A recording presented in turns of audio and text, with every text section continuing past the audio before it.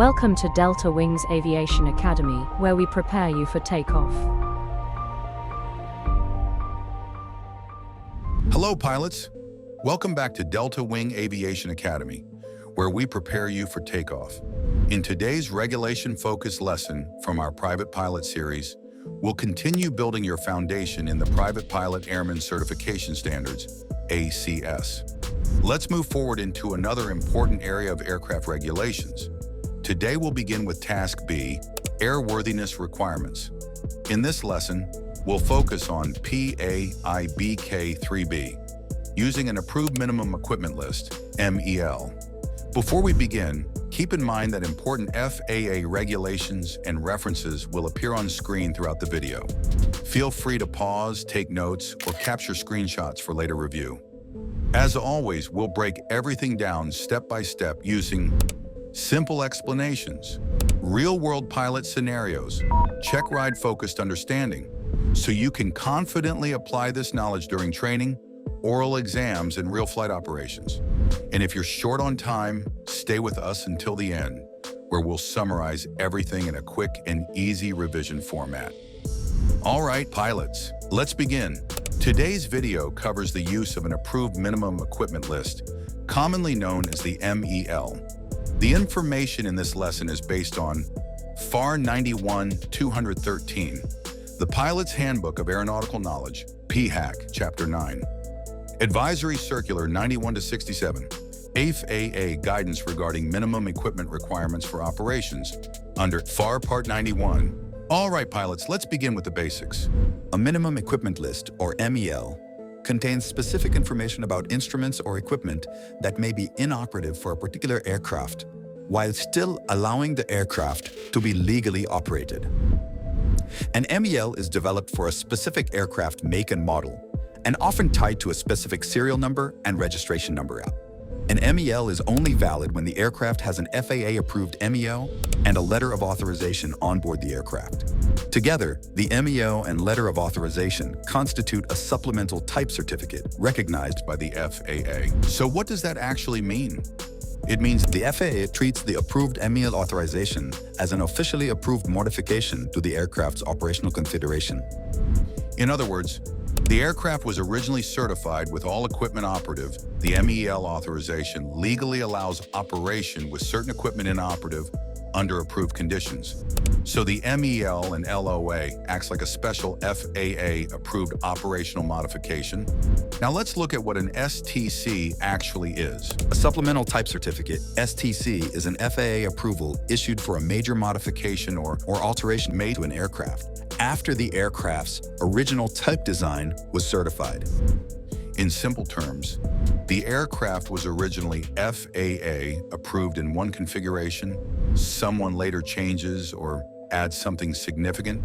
The FAA reviews and approves that change through an STC. Let's see a practical example. Imagine a Cessna 172 Skyhawk, originally manufactured with standard analog instruments. Later, the owner installs a modern glass cockpit, new avionics, extra fuel tanks, a cargo conversion, specialized camera equipment. Those major changes usually require FAA approval through an STC. Next, let's understand the word supplemental. Why is it called supplemental? Because it supplements the aircraft's original type certificate. Original type certificate, the FAA's approval of the aircraft's original factory design. Supplemental type certificate, FAA approval for a major change added later. All right, now pilots often confuse MEL and MMEL during check rides. So let's break it down clearly. First, Master Minimum Equipment List, MMEL.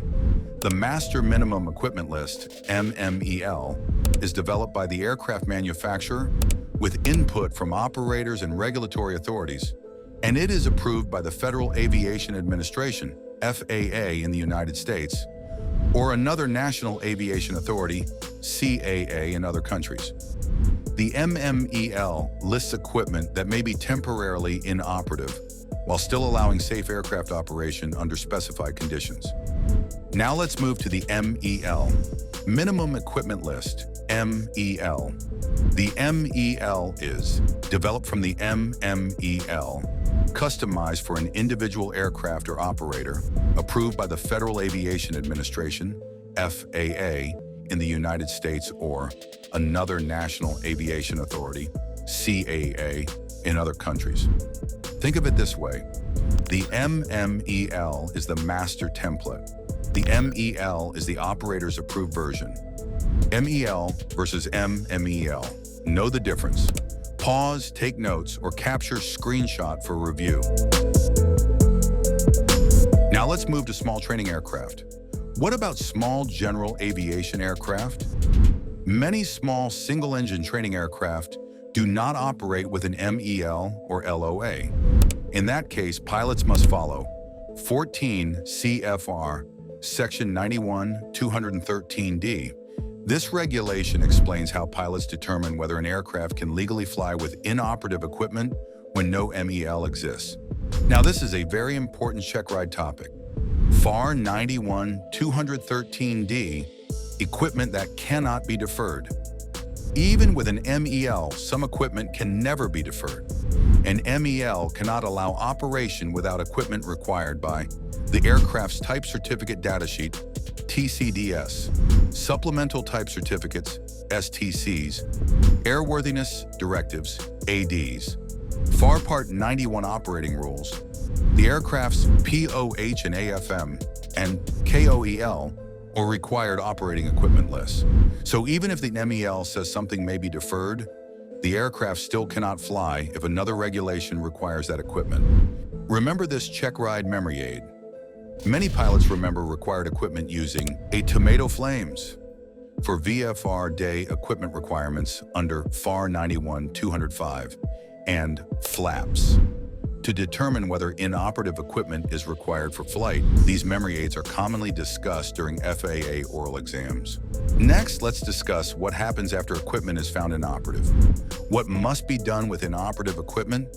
If equipment is found inoperative, it must be removed or deactivated, placarded inoperative, properly documented if maintenance action is involved.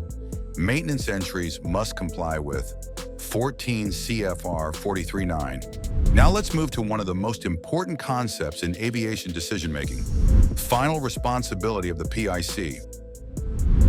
Even if regulations allow the flight, the final decision belongs to the pilot in command. The PIC must determine, is the aircraft legally airworthy? And is the aircraft safe for this specific flight? Legal does not always mean safe. That is an extremely important concept for both real-world flying and FAA check rides. Wrap-up summary. All right, pilots, before we finish, let's quickly review the MEL. MEL is FAA-approved list of equipment allowed to be inoperative. MEL requires an FAA letter of authorization. MMEL is master template used to create MELs. Aircraft without MELs follow FAR 91-213D. Inoperative equipment must be deactivated, placarded, and documented if required. PIC always makes the final safety decision. Check ride style oral scenarios. All right, pilots, now let's finish with some realistic check ride style oral scenarios similar to what a DPE may ask during your FAA practical test. Scenario 1, burned out landing light, DPE. Question, you are planning a daytime VFR flight in a Cessna 172 Skyhawk and discover the landing light is inoperative. Can you still fly? Pilot answer, yes, possibly. Under FAR 91-205, a landing light is only required for flights operated for hire at night. Since this is daytime VFR and not for hire, I would verify no other regulation or POH requirement exists, deactivate or placard the light if necessary, and determine the aircraft is safe for flight. Scenario 2, inoperative position, light, DPE. Question, your right position light is inoperative before a planned night flight. Can you depart? Pilot answer, no.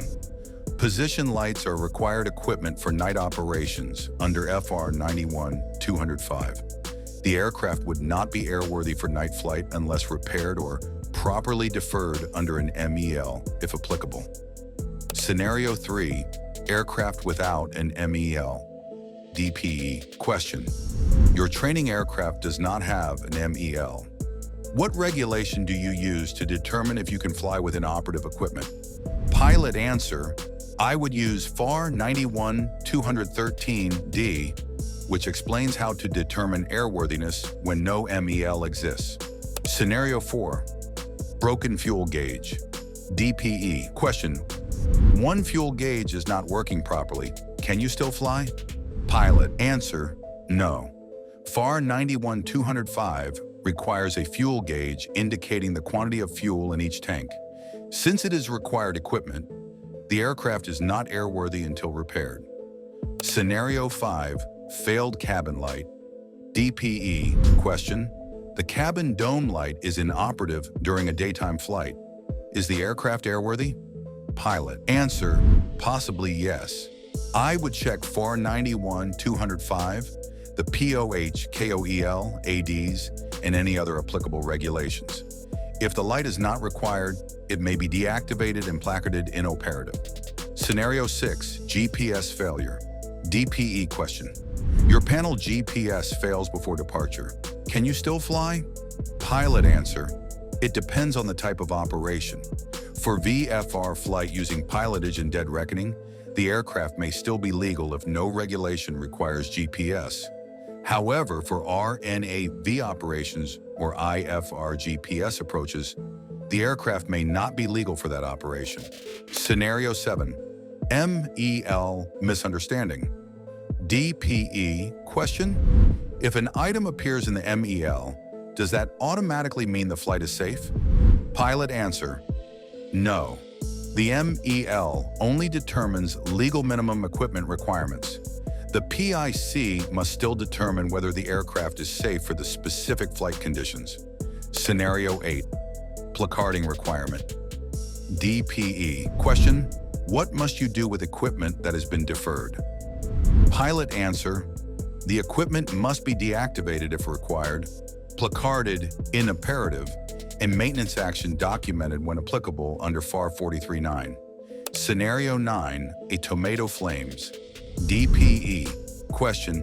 What is Atomato flames used for? Pilot answer, it is a memory aid used to remember VFR day required equipment under FAR 91-205. Scenario 10, the PIC's authority. DPE. Question.